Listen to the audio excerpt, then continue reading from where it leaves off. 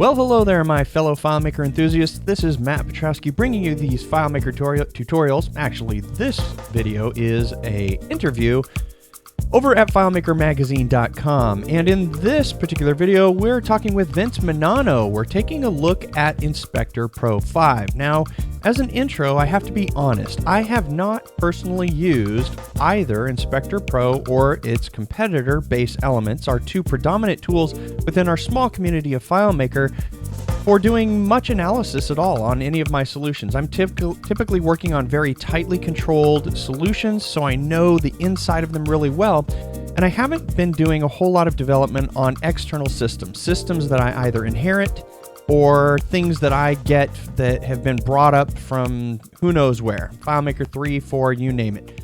A lot of you I know do that on a regular basis or have to work with teams and have to understand how other people have done things.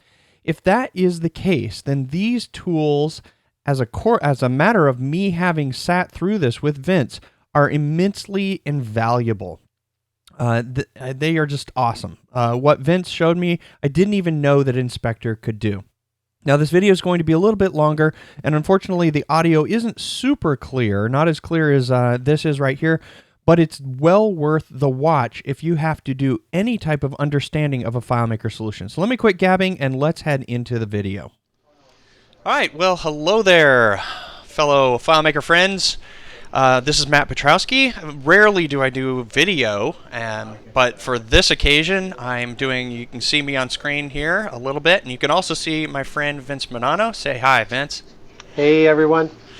Vince is here to show us Inspector, and we're going to be taking a look at that throughout the course of this video. We won't be running video on the screen the whole time, and I have, you can see on screen here, the Theme Studio, and Vince has graciously offered to run the Theme Studio through the Inspector and give me a tour. So that's what we're going to be taking a look at and see how Inspector 5, it's Inspector 5, right, Vince? Yes, that's correct, Matt.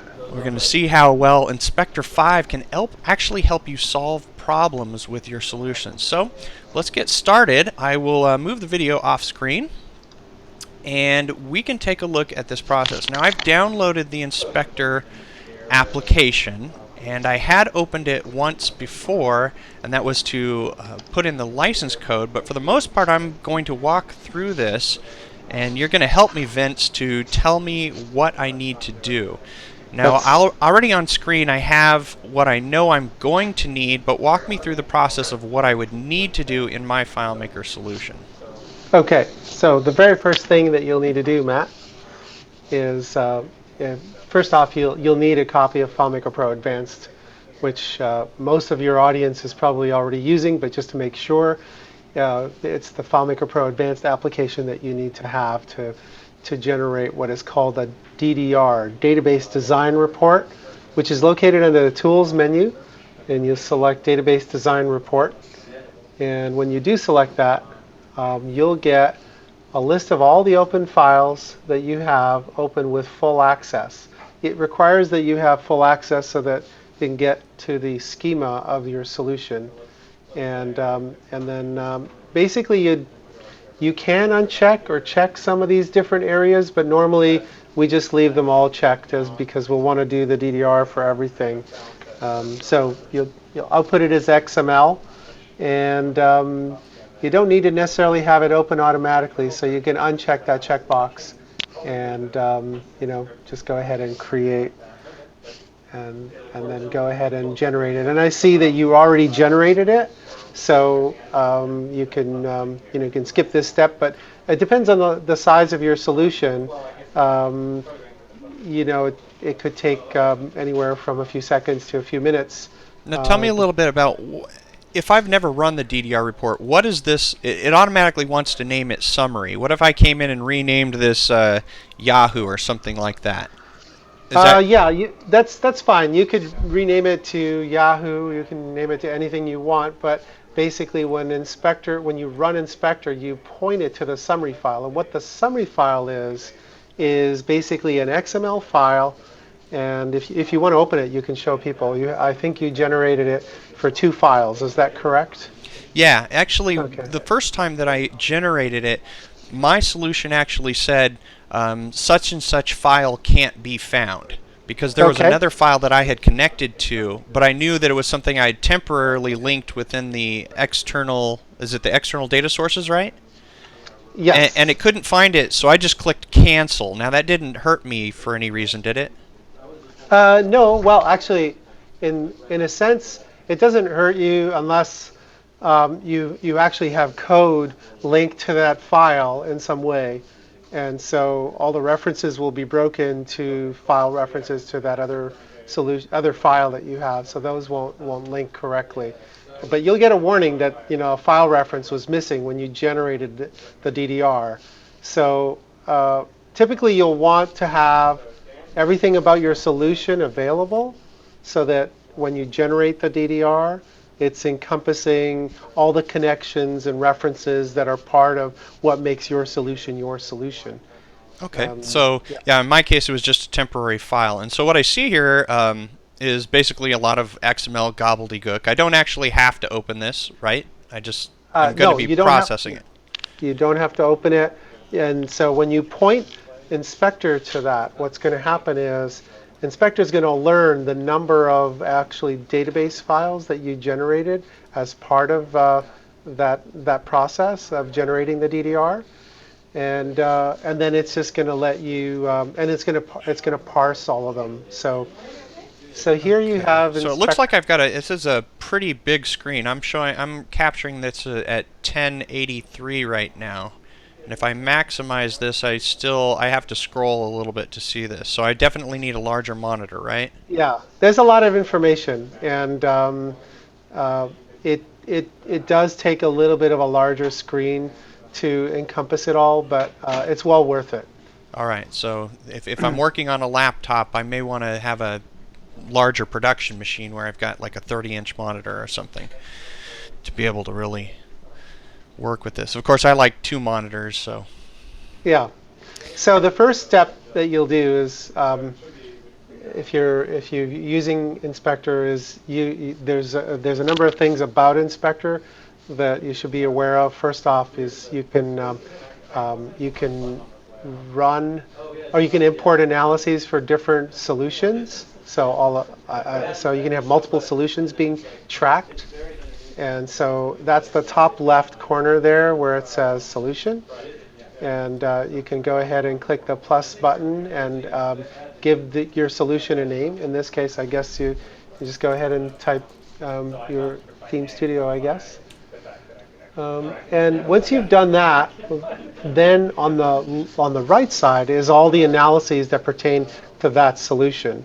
So again, very similarly, once you have a solution selected, you can click the plus icon on the far right with regards to the analysis, and that'll give you an opportunity to give the analysis a name for whatever reason. Maybe you want to give it a name, let's say changes as of Thursday with regards to processing orders, let's say.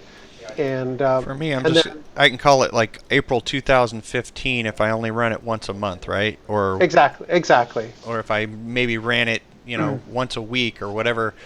I could say this is week 1 of April 2015, I guess.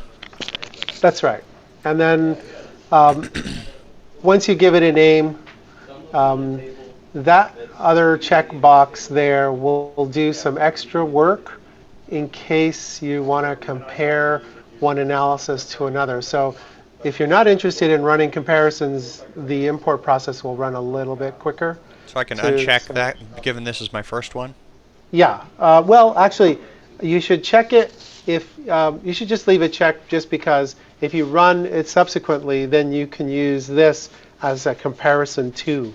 So it'll fall into the comparable, the list of all of the comparable analyses. That's correct. Okay, so let's get this. I know you told me this is going to take a little while for it to happen, right? So yeah, we'll go ahead and get that. Now, when I'm selecting these, I don't want to select my actual solution, which I would. That's right. Be prone to think. Yeah. Oh, I want my theme studio. That's what I'm doing, but I need the summary. That's right, and that's why what you were saying before. You can name it anything you want. So it would be cool, actually. I mean, as a best practice, just to call it Inspector. or inspect this or something. Yeah, I mean, normally people just leave it as it's named, so it's like summary, and then just select the summary XML, and off it goes. So it's already parsed one of your files, and I can see now that it's importing. It's importing that file. Now, interesting to note that it's actually parsed the second one as well too, so it's starting to import that. Now, Inspector 5 plugin that comes that comes with the Inspector runtime is actually already built in 64-bit mode, so it can handle really, really large DDRs, and it will. The way I like to say it is it will give you your money's worth in terms of your CPU investment.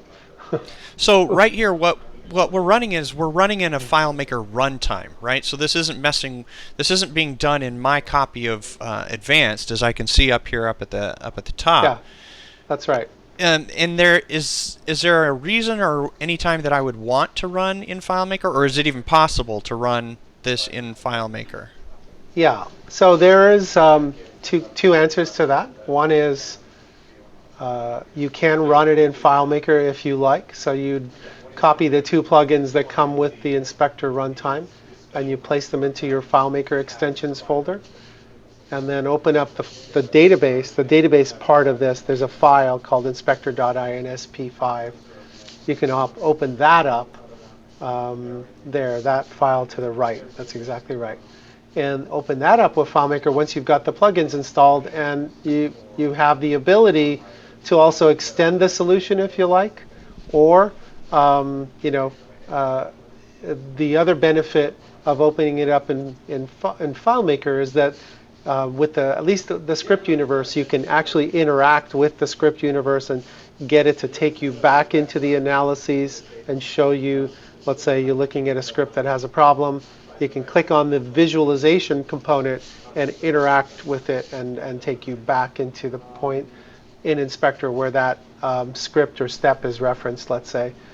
So that's a cool benefit. The benefit of having it in a runtime, however, is that you could, like as you're doing now, you can run it in the background. You can continue working, and the couple of minutes that it takes to get it analyzed, you can then switch over when it's done and inspect it, and not have it interfere with your workflow in terms of your development.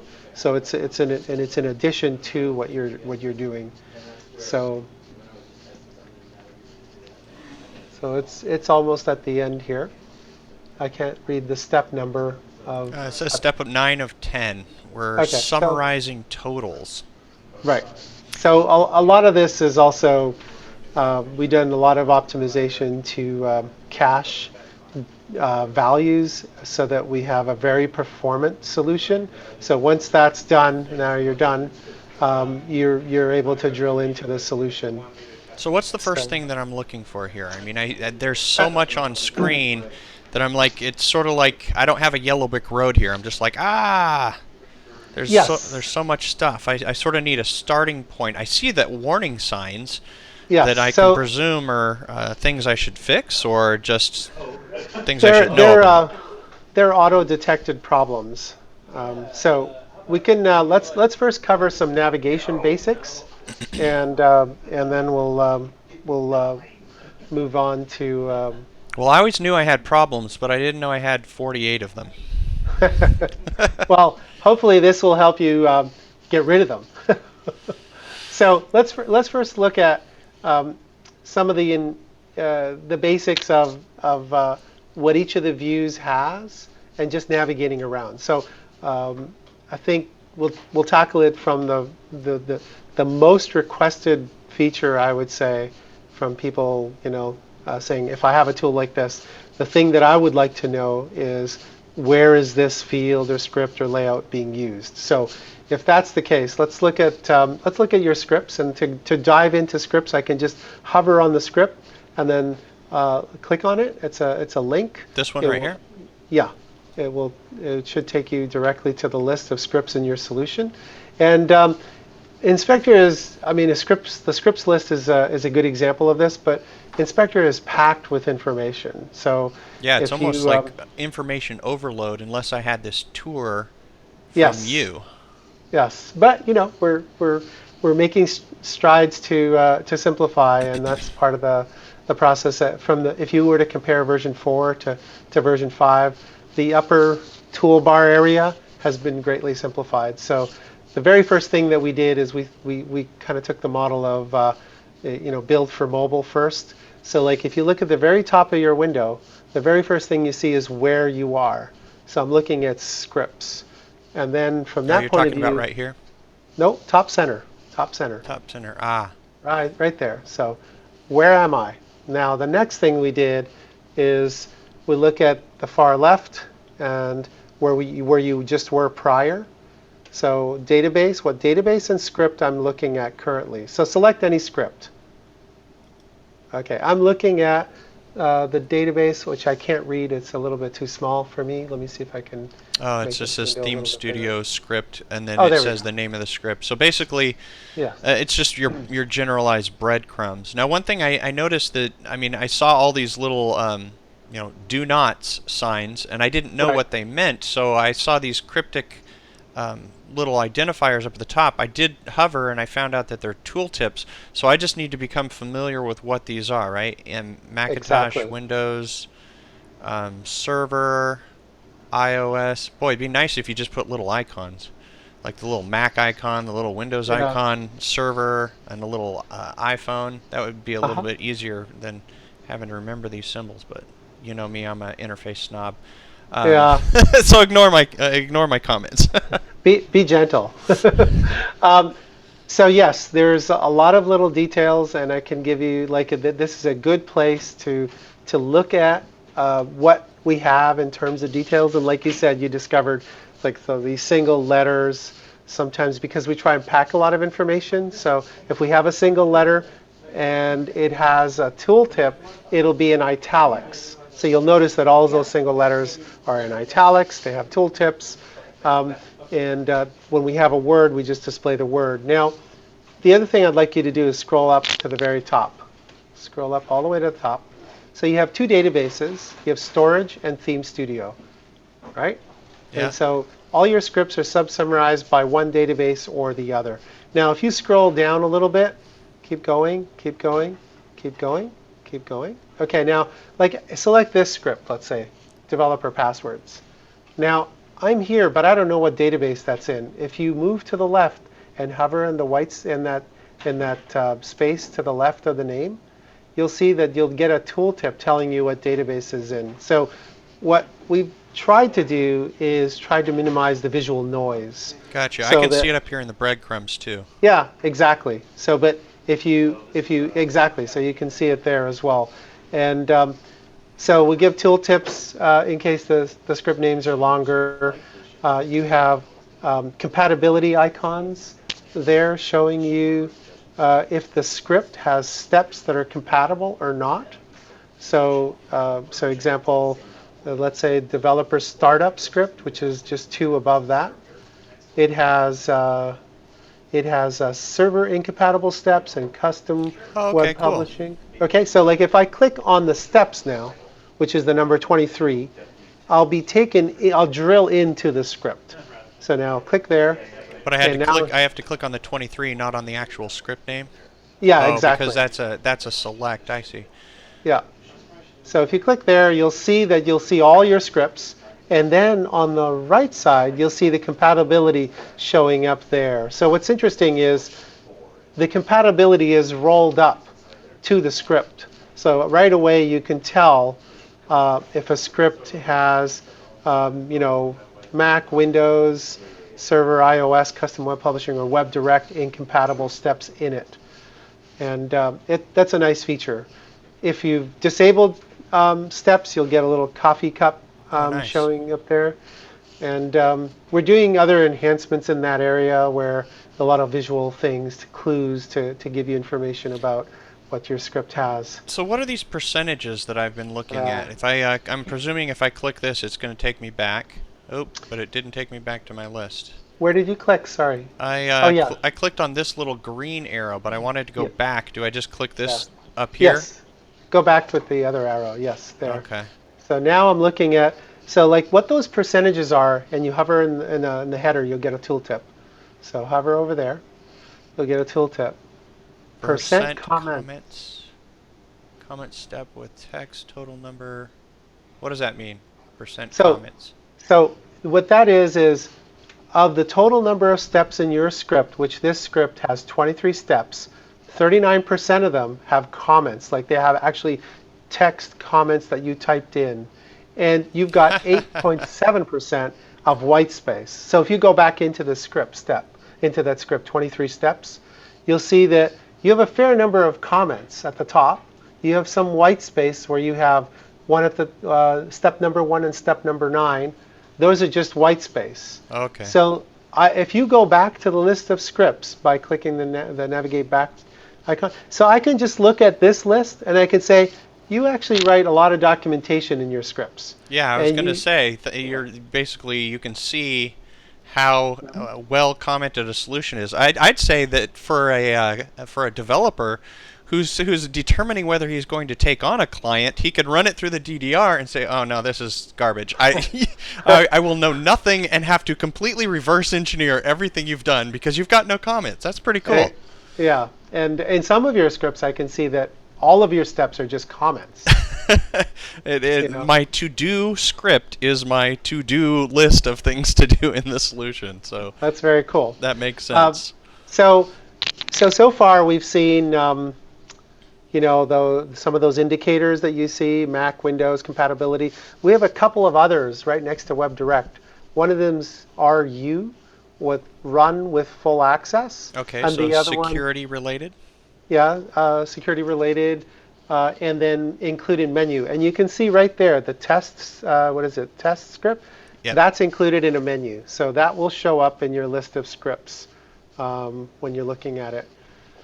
Yep, that's actually how I develop. I create one script up at the top called test, assign that to number 1, and anytime I'm testing anything, I just temporarily throw it into that script and then just disable it whenever I deploy.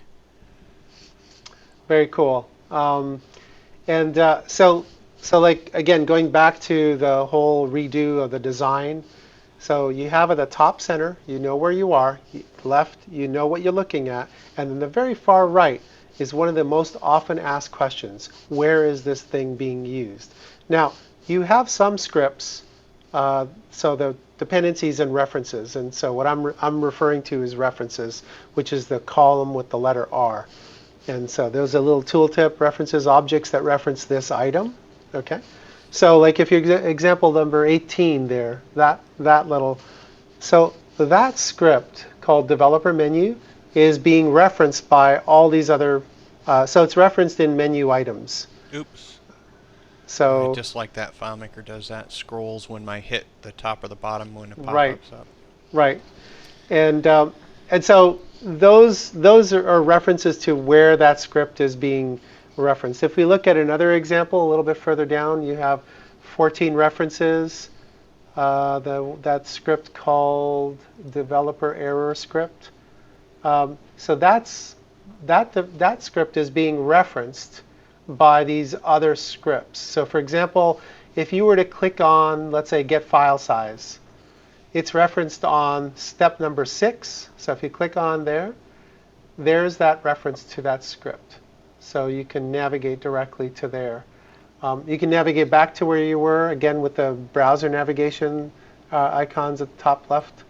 And so you're back here. By the way, now we see some of those indicators. If you scroll up just a little bit, there's the little magnets. Those are icons for run with full access. That's what it looks like there. So those scripts are running with full access. Okay. And so that covers pretty much, apart from the groups. So like what group your script is in. So you'll see the group column, and so you can tell that some of these scripts are in a developer group. Some of them are in a templates folder, startup, etc. So you tell what group it's in. That's just the folder that I've created in FileMaker, right? Right. Yeah, exactly. The script folder. And then we looked at references, but dependencies are more like what the script has dependencies on. So the dependencies are not as important as references. So if I, for example, delete the script called developer menus, I'll break a lot of stuff because it's referenced by 18 menus. I don't want to touch that script. Or I might need to reassign all those menus to another script, let's say, before I were to delete this script.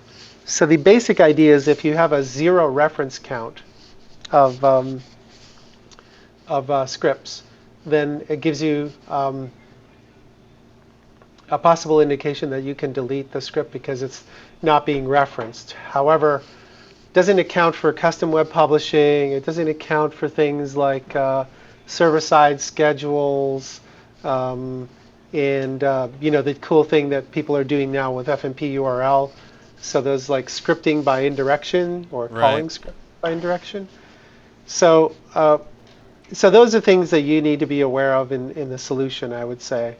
But it gives you a good sense as to where things are if they are referenced or not. So basically, my advice for any developers who are either inheriting a solution or internally updating their own, create a script folder called deprecated, and then just drag your scripts there. And then what I will often do is I will rename the script itself, because renaming things in FileMaker doesn't break anything. I'll rename that with something like deprecated as a prefix. Right. And so that actually addresses the fact that you're not going to just completely delete the script just in case something hinges. And then as you move forward throughout the solution, eventually you may get to the point, and actually I don't even delete scripts. I actually just repurpose them. I rename them to something else and just put new steps in them. It's just you recycle them. I recycle my scripts. But that's a really nerdy thing, because I just happen to know that each script is assigned an ID, and it keeps that ID, and it continually moves forward internally in FileMaker. And so I'm like, oh, I don't want to throw away that script, which is really annoying for me to do, because I know that FileMaker can go up to like, I don't know, like a quadrillion scripts or a quadrillion fields. I don't know. You got to look at the specs. It's crazy. Yeah. And then the last thing in this area that we have, and it's a unique feature to Inspector, I would say, is the security overlay. So right there on the top to the right, where it says select a privilege, where you have the shield icon. Okay, right here? Yeah. So next to that, there's a popover. And the popover has a list of privilege sets that you've defined. Now, an important thing here, because you have multiple files, and the way that we do this is not based by privilege set ID, but privilege set name. So if you have the same privilege set name in your two files, then this will show you the settings for your script across both files. So let's say you select editor. And what you'll see is that you have the ability to execute these scripts. And you'll see in the summary part where the database sub-summary part where it says Theme Studio, allow creation of scripts is false and any new script is executable only. Okay, so those are just the settings for the privilege set, as long as you scroll to the actual record, which is the sub-summary. What that's saying is there's always an entry in that privilege set that says, for any new script in this file, the default settings would be allow, you're not allowing the creation of scripts, and so any new script is executable if you had the ability to create them. But in this case, you don't even have the ability to create them under that privilege set. Which I think a lot of people may be surprised that FileMaker, for the most part, is a permissive application in terms of its security settings. I believe the default is to allow script creation and to allow the creation of layouts and allow all of these things, where when you create a privilege set, if you don't go in and explicitly change those to false, you may not know that you'll assign somebody a privilege set, and then all of a sudden they can create their own scripts, which can easily be perceived, or not perceived, which is a security hole. Right. So. So again, if you if you have them synchronized by name, then you have, so in these two files, you have a privilege set called editor in both of the files. Correct. And so that's why Inspector can see that and say, okay, if you log in and you're assigned this privilege set, these are the settings that you would have. So it's a great way to troubleshoot things sometimes when you're looking at, someone is trying to run a report. Can they execute that script? I can just quickly pop in here and look at a different privilege, the privilege set that they're logging in under, and say, oh, you know what? You can't even execute that script. Let me make that change. So it's a quick way to see that information. I wish we had that built into FileMaker without having to get out of all these dialogues and go back into security settings and go look at that specific script. Yes. That drives me nuts. Very much so. In fact, I can relay a story where just a little while ago it actually dealt with the license numbers I was telling you about. That I have a custom web publishing solution that receives XML and then sends to another FileMaker file, and I quite literally spent multiple hours trying to figure out which security setting was preventing the particular script from running. And in some cases, it's the security setting on the privilege set that has the menu set to minimal instead of all. Any particular menu won't run. It is just infuriating when you're spending hours trying to make a script run with minimal security privileges. But this is pretty cool. I can see what the script is set to according to a privilege set just by looking at it here. Exactly.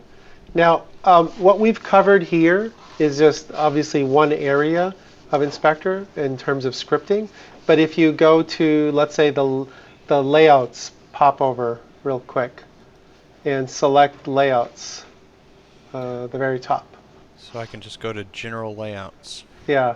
So here, what you have is so again, in the same style or consistency is a big objective of ours. So you have the categories that you can look at in terms of layouts, and in this case you have the layout, you have the number of objects on the layout, and then you have the percent of objects that have CSS.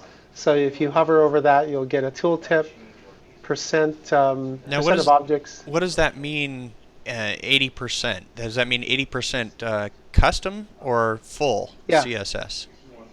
80% custom styles. Or the local styles. Yeah, the local styles. Exactly. Gotcha. So this is going to help me with performance of my layouts. Yes, and I think I might end up switching that around, because obviously if you think of 100%, you think of 100% being good. In this case, 100% would be bad. So I think I might flip that in the next release and kind of change that, because you know what I mean. The connotation meaning 100% is good, and so. So if anyway. if I have 100%, is it telling me 100% of the CSS is in local CSS? Yes. Because that's bad. Yes.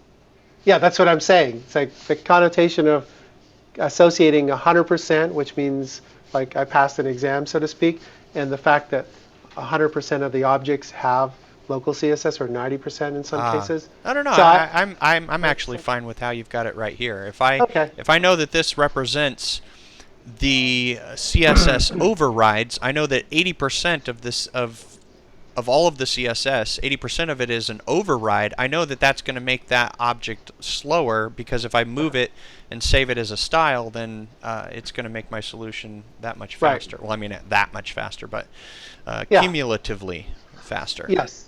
And then, you have your list of objects, you have your table that the layout is associated with. Now, where's my list of objects on this layout? So for example, let's say you're let's look at a layout here. Let's look at... That's all of my UI layouts are down here under the UI.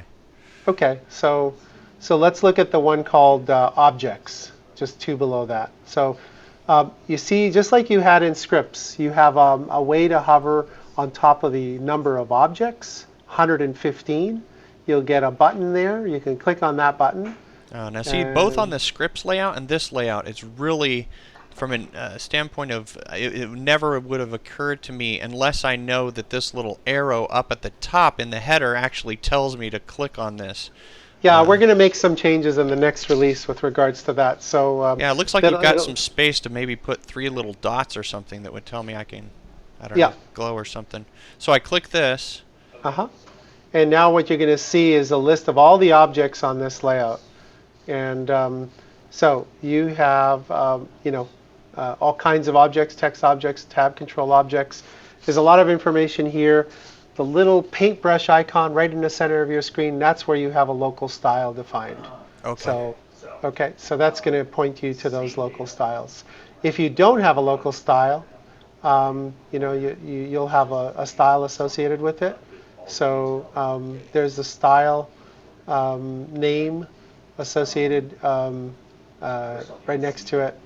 And I'm not sure why that one's showing up with actual style name. Like, say you have version identifier as a style name. So that, so I think that might be. This is a parsing issue, I think.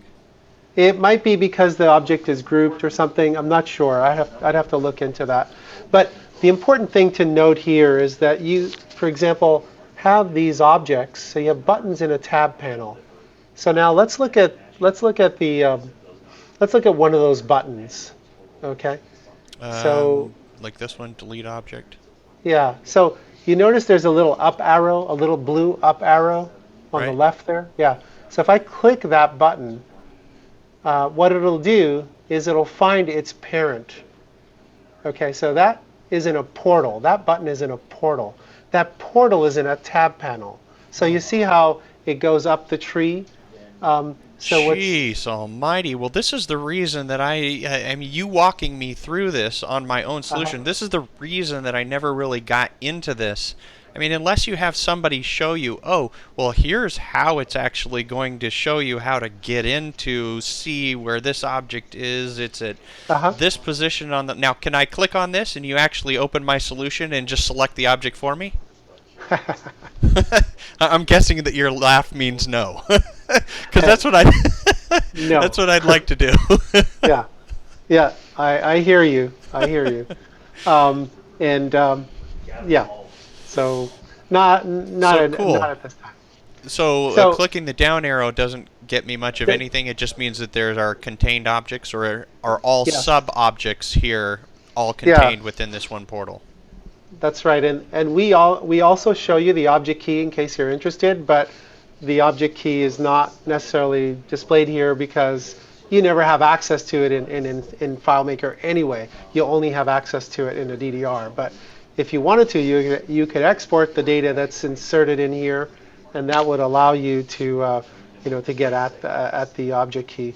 The other important thing to note is that if you use the DDR, objects are referenced by relative location. And I'm sure you're aware of this, but we should describe this to our users, to your users, I'm sorry.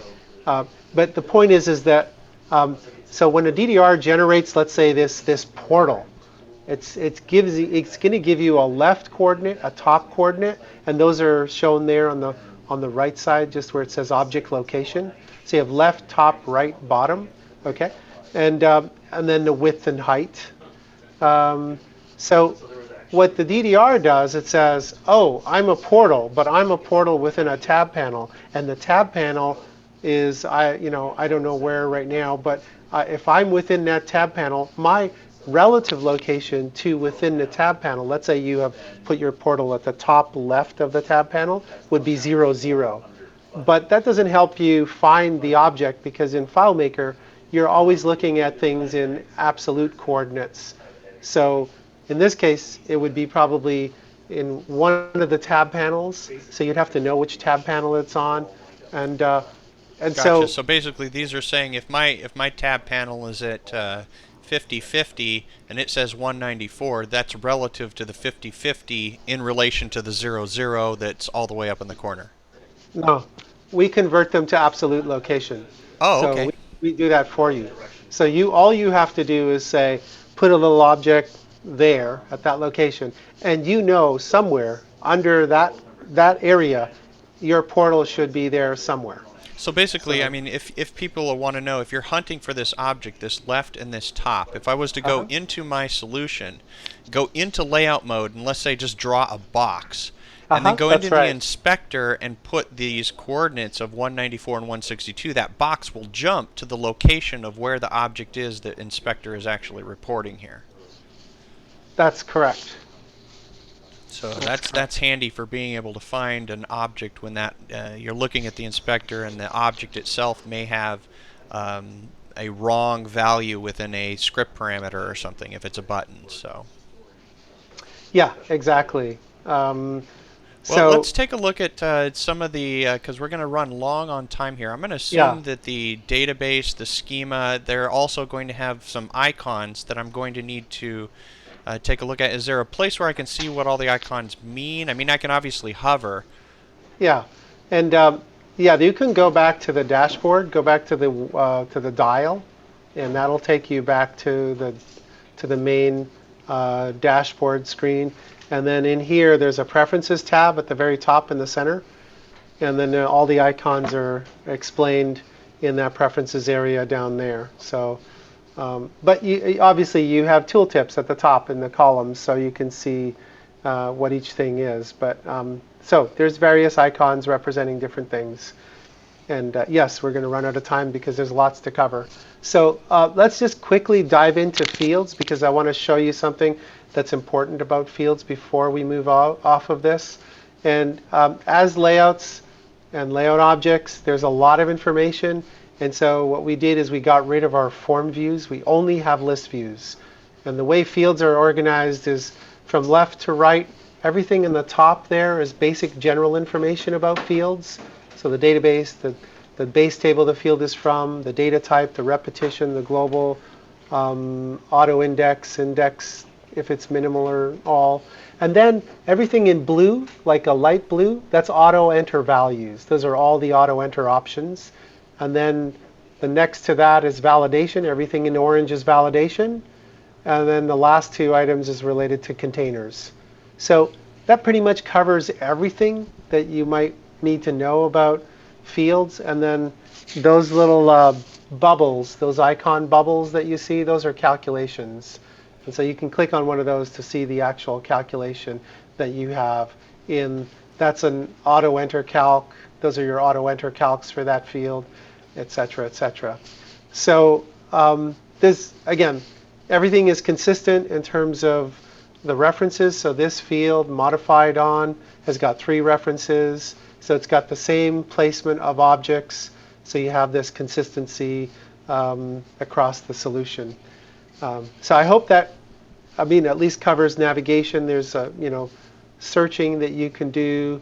You can pop into find mode anytime and do a search. Oh, so I can just go into Command F and Yeah, just so look for like, anything in any of these fields? yeah, exactly. You could type in by name. Go back to browse mode real quick. I want to show you something. And that is anytime you see the letter T or F, that's because that's a true and false value. And you can search on those values by ones and zeros. So Okay. for example, if I wanted to find all my global fields, I could pop into find mode and type the number 1 in the global list, and I would find all my global fields. So there's all my global fields. Gotcha. There's filters. So if you look at the column header that says data type,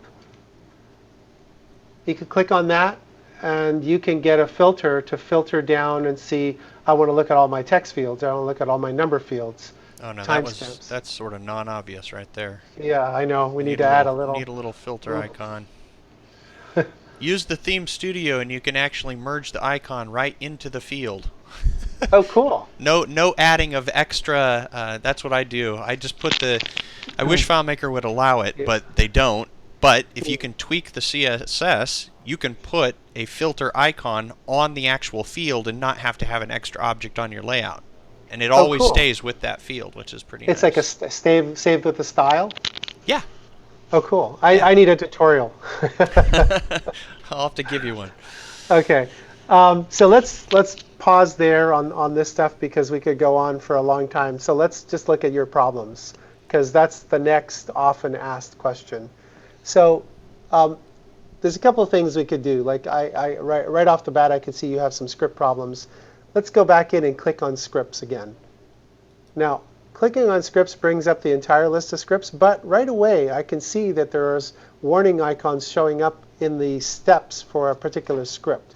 Now I can click on that number of steps and be taken to the steps, and there's a problem right at the end here. There's a perform script unknown. So file to open, that's broken. So that's one way to do this. So go back to the dashboard. Another way to do this. Oh, you mean go all the way back to the dashboard? Yeah. Another way to do this is click right on the triangle, the warning triangle. Now what you get to see is all the scripts with problems only. Oh, okay. And now you can click on the steps in a script, like that first one, that 54 steps in it.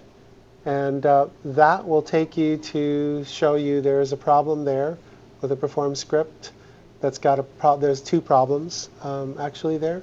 Yep. And so you can kind of just follow the breadcrumbs and follow the warning triangles. There is, let's see, so go back to the dashboard. Another way to do this, yet another way, is right on the analysis, you also have problems. If you click that, you get a tearaway window. And that tearaway window lets you also drill in from the point of view of those items. So for example, those scripts that we were looking at, I can click on one of those script rows. I can click right on the row, and it will take me back to that actual solution and see the problem there. So nice. And those, by the way, those objects that object that you have selected, if you look at the object location, there's a little icon that shows up. That's telling you that object is in the gray zone. Oh, okay. So it's just another visual clue giving you some insight into where the object is. Jeez. Yeah, without the tutorial, I mean, this thing is just packed with, I mean, I know that the DDR, what it has included, it's pretty insane. You're just ripping through everything, working your best to make sense of it all, and then put it into an interface that you can actually get that information out. Yeah, I mean, I agree with you. A tutorial is a very welcome addition to having this, and I thank you for taking the time to do this. So a couple of other insights I might want to show before we wrap up here. I don't know, how are we doing for time, Matt? I haven't been recording it. I figure anybody who wants to watch this long, they're really interested in the product, so as well they should be. I know that the script universe is something that always has a wow factor, right? Yes, but let me see. I wanted to cover one other thing before we get there, and so let's go to your scripts. Okay. Script list again, and let's say go look at any script. You could pop into the steps for a script. Startup's pretty crazy. Okay. So let's look at that script and click on the 30 to look at the steps in it. Now, startup is. What? You're gonna have to bear with me. That's just, for me, it's so you might think about putting just a little bit of like a binoculars or a glasses or a magnifying glass or something, that, because the first thing that I'm thinking is I want to view this startup, and I'm sitting here, I'm clicking, I'm like, I'm going nowhere. And I get that it has to do with the selection, but I don't know, having to remember this. I mean, once I get it, I get it. But me, I'm like I say, an interface snob guy. Yeah, we're going to do a few enhancements and changes there. So that'll be more obvious. Sorry, didn't mean to interrupt. It's okay. So what I wanted to point out is what you're looking at is let's say you're looking at all the steps for this script. You might be tempted to say, I want to pop into find mode and say, find me everywhere I have a show custom dialog. So that's okay. You could do that, but note that as you know, indexes are very heavy in FileMaker, so you want to avoid them as much as possible, and especially in this solution when you're doing, you're trying to keep performance at what its best. You're wanting to maybe not search there, but there's another way to do that, and this kind of talks about one interesting point. Now that was a little bit unclear. So what you're saying is when the inspector tool, which is a FileMaker database, imports all of its data, all of its fields are set to be FileMaker's default, no index. But as soon as I go into find mode and search on a field here, FileMaker's going to create an index for that field, right? Right, and in this case, you might want to avoid that. Okay. And I'll show you another way to do that, because Inspector normalizes things from a different perspective. So if you go to the tab at the top and you click on the scripts toolbox.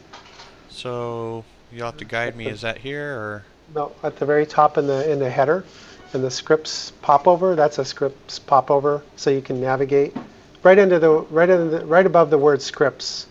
At the top in the center of your screen. This right here? No, where that thing. That's a popover.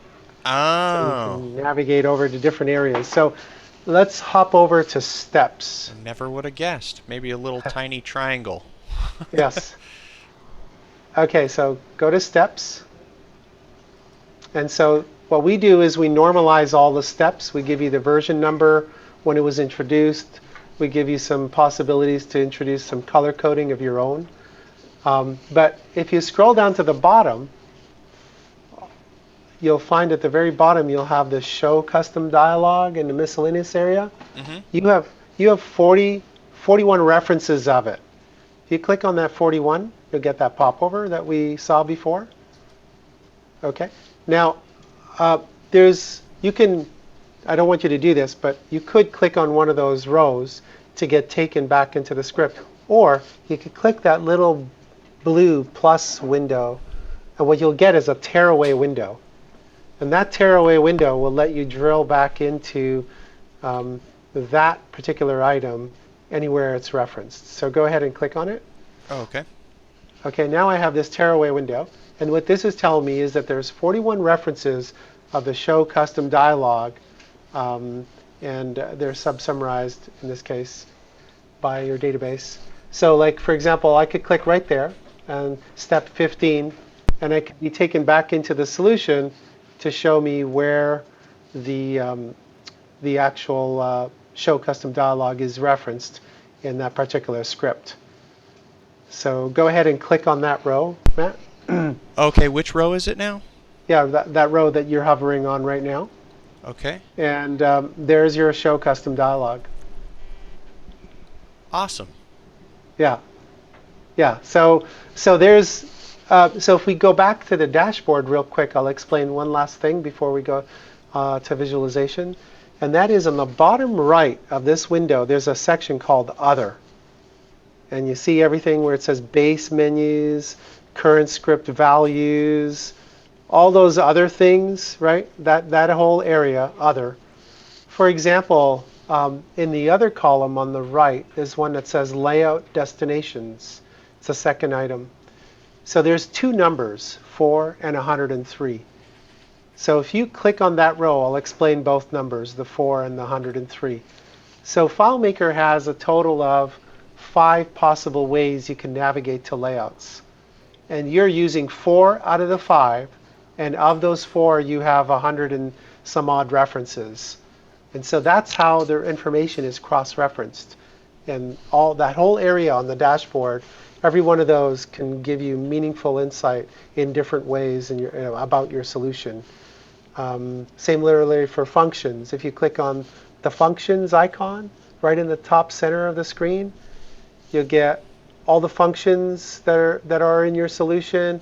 You're using custom functions, 168 of them. You're using third-party functions, native functions, 176 of the native functions, and you're using 8,373 references of those 176 functions. So, holy cow. Yeah. That's a lot of pretty interesting. Cool. Yeah. So hopefully you're collecting some type of aggregate data somewhere. Probably not. So so an instructor can find out what are the functions I should teach about first. Yeah. You should learn the let function. That function is used. Very heavily. That would be an interesting project. Okay, so let's cover some visualizations. Go back to the dashboard. We'll look at 2 of them, but there's 4 in all. And so the first one is a new one that we added is a scatter plot. So now on the right of the scatter plot, there's a little gear. Click on the gear, and the gear tells you how you want to generate it. You want to save it as a file on your desktop? Do you want to send it as an email to somebody? Or do you want to open it up in a web viewer? Let's leave it on window, and then just click on the icon. And so what that does is it generates a scatter plot of all your databases, all of your database tables. On the y-axis is the field count, the x-axis is the percent indexed, and the size of the circle is the number of records in your table. So you have 2 files. Some of them are coming from the Theme Studio, some of them are coming from storage. And you have a pretty low field count, which is nice.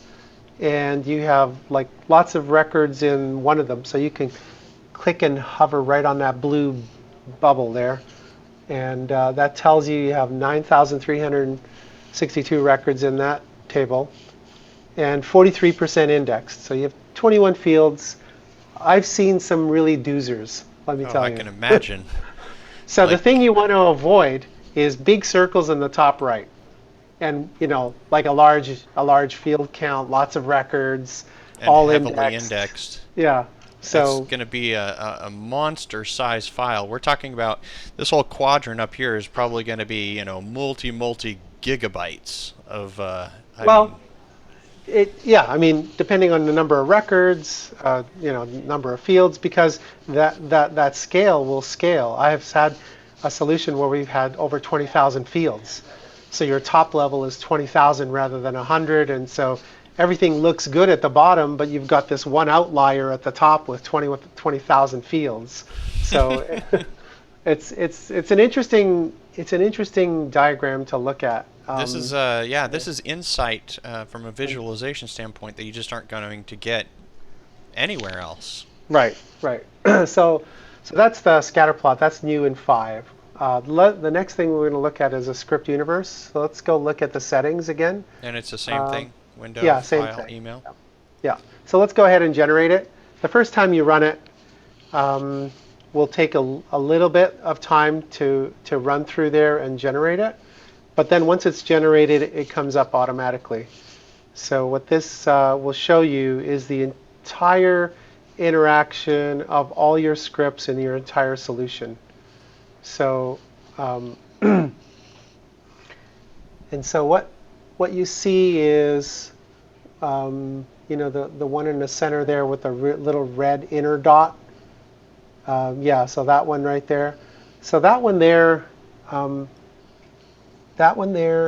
it's unfortunately that functionality only works if you open it up in FileMaker. It's trying to connect back into the FileMaker version via FMP URL, but that script, whatever you do, don't delete that script because that's connected in a number of places. That is my error handler.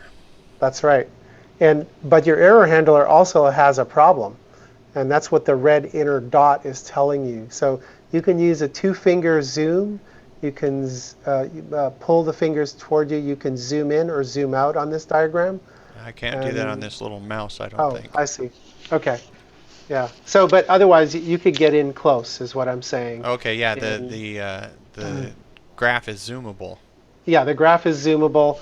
If you click in the white space, you can move the graph around and refocus the graph where you want to look at, and you can get incredibly close to any one of those details. And if you look at some of those, if you were able to get really close, what you'd see is there's little black tips at the end. Right. They indicate directionality. So the line between something and something else. So in this case, what you're looking at is buttons that reference. Yeah. Zoom a little bit. There. Okay. Yeah. There you go. So you're looking at buttons that reference that script. So that's what those darker edges mean. That's a field on a layout, and it's calling that script object exit as probably a script trigger of some kind. And so So the dark tips are buttons? no, dark tips are directionality. So this script called onExit, I can't see it now. It's On on exit object boundary. exit boundary. Yeah, that script calls the other script to the right of it. See the darker tip on the line? This one? That line that was just referenced by that other script. Yeah, that one. That line connecting those two scripts, there's a dark tip on it. You see that dark tip? Yeah, but on which pointing with the three circles above it, or the one The one below that it? points. No, the one that points either. It doesn't matter to above it or below it. The dark tip at the end points where the directionality is going. Convert that to like a dark tip, make it like an arrowhead. So instead of using an arrowhead, we have a dark tip to indicate this script calls the other script and not the other way around. Okay, so all of these little guys, these are fields though. Yeah, these are fields. But they're associated. That's a trigger, an on object exit. So And this is a script that is a trigger that's tied to these fields. Yeah, exactly. And so these those fields call that script as indicated by the little dark stuff that we see right here. Yes, exactly. Okay, that took some explaining. I would have never have gotten that. Yeah, and in this new version, we've improved performance. We've added some filtering on the top, so you can actually turn on or off some of these things. So you could filter out some of these objects, so you don't have to look at all of them. So you could take out fields, buttons, group buttons, etc. So those are all things that you can interact with it. So Dude, this is some serious work on D3. Whoever did this for you. yeah, tell me about it. I mean, this is well. I mean, the D3 has got the models you can copy, but I mean, taking your information and then implementing it is like, yeah, wow. it's very cool. When you zoom out on this, I don't know if you can zoom out now. Oh, my mouse is like really particular here. I'm almost better off just closing it and opening it again. Okay. So the other thing that we had is, so you were looking at it just a second ago, compatibility. So if you turn on, let's say, server compatibility, so you'll see it's a little bit hard to see because we're using the color orange in this you've got case. orange on orange. You just put a circle around them. Yeah, so if you were to, like, for example, the blue ones, you can tell there's an orange border. So that's telling you that those scripts have steps in it that are server incompatible. So incompatible. See, I'd put a red circle around that. Yeah, as a warning. That's a good point. And especially these are color coded by database, so that your database is now showing up. One of the databases showing up in orange and another one in blue.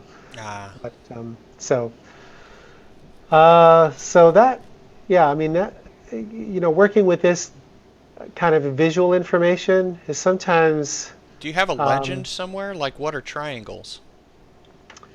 Yeah, we don't. We used to have a legend. We'll bring that back. Triangles are layouts. That's a layout, and it's got 56 objects on that layout. Some of the size of the triangles, like the larger triangles on the left there, those have like 300, almost 239 objects on it. So the larger the triangle, the larger the number of objects. The same thing with the circles. The larger the circle, the larger the number of steps in it. So you have some scripts that are pretty small. I don't see any. They're probably about the same size. A lot of them. I've got like tiny guys like this little guy over here, which which isn't connected to anything hardly. Yeah, exactly. So that gives you kind of a feel for this as well. And then I ran your startup script, and it's a monster. Yep.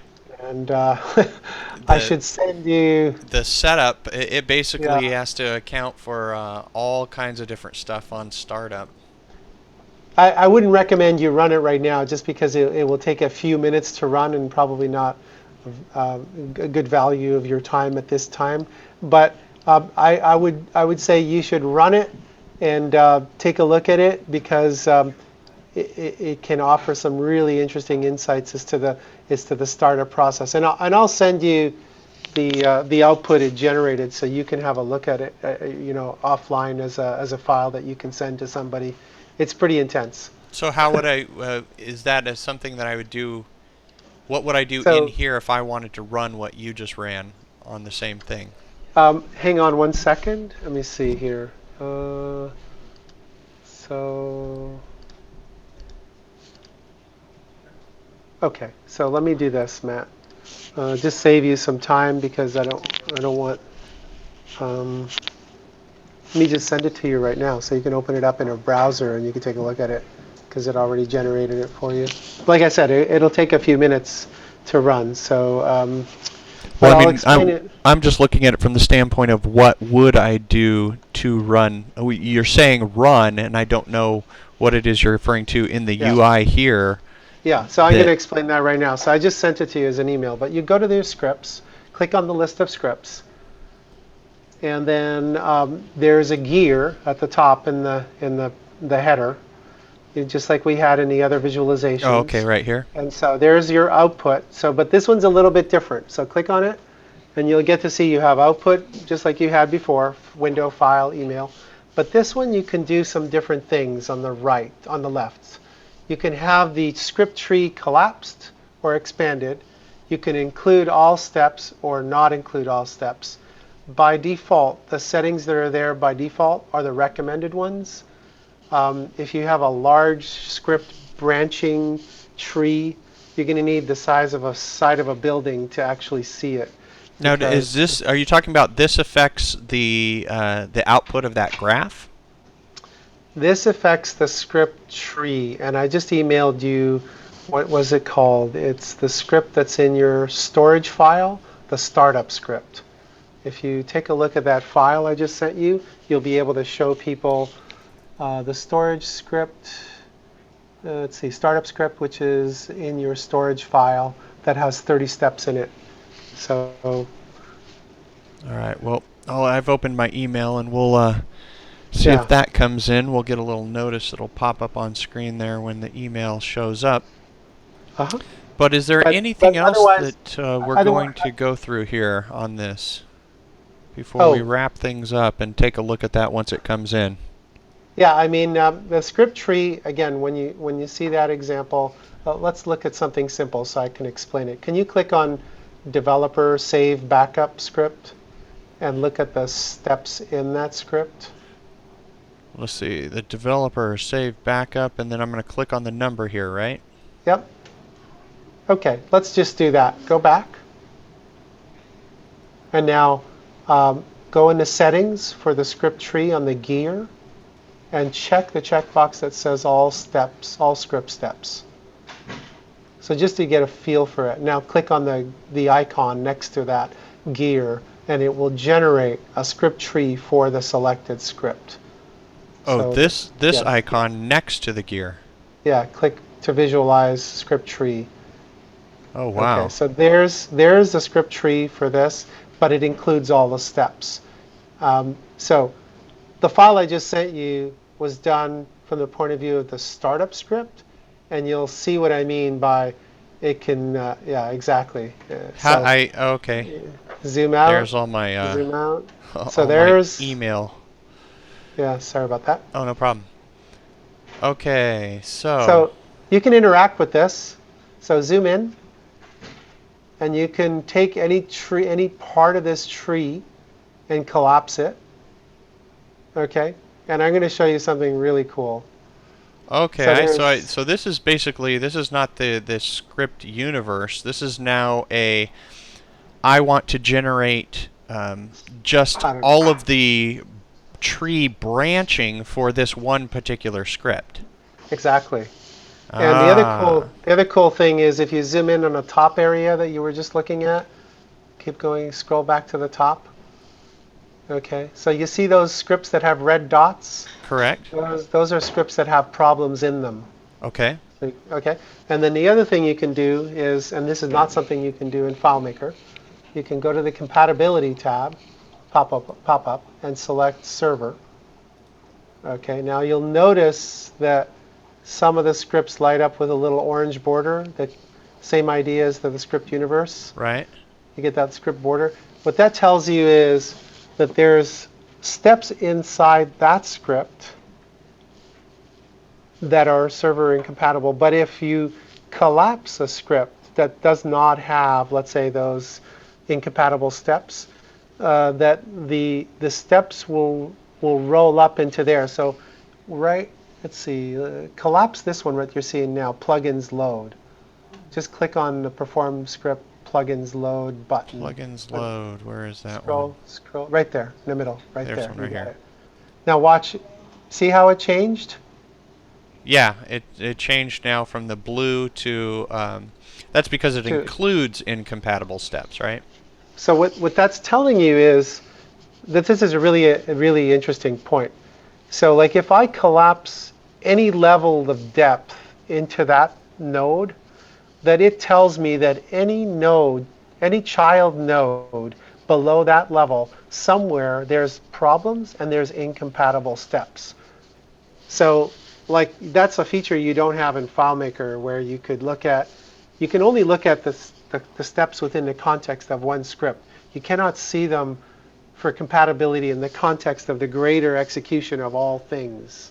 So this would be basically what I'm suggesting is, because of perform script on server, which has changed a lot of the development model for FileMaker, I am using a specific folder called server-side or server-side scripts. So if you collect all of those in there, what Inspector is going to show me now is if I accidentally call a script outside of that folder, then this will clearly tell me, if I just simply collapse it, it would tell me, okay, somewhere within here is a script that does not have compatible steps. It just won't run. You'll hit an error. Exactly. However, it doesn't consider branches in the code. So, but it will tell you if there are steps in there like that are not set to be compatible on server, and it also accounts for circular references. So that's why you have these circular or recursiveness in your script calls. So you could call a script that calls itself, and so on and so forth. So a lot of interesting possibilities. This definitely, there's no way you could get this type of insight, I mean, even if it's a solution that you haven't developed your own, one, you now lack the familiarity with how the solution was coded, but you can't even really figure out, anything half to close to what you can figure out here. Yeah, wow, that's pretty cool. And so I don't want to kind of take more time, but just like there's a script tree, there's also a calculation tree visualization. So as an example, so in this case, you're talking about perform script on server. In calculations, however, you might be interested in, I have some field that's unstored, it's on a layout, the client is complaining about performance. If I go to look at that unstored field and then map out all its tree structure of its dependencies, I'll end up seeing something maybe similar to this, and I've seen some that are pretty scary. You might discover that, wow, this is an unstored calc that calls all these unstored values, that calls, like, it branches out, and so now I know why performance is slow, let's say. That's a possible reason to look at see what might be due to improve that.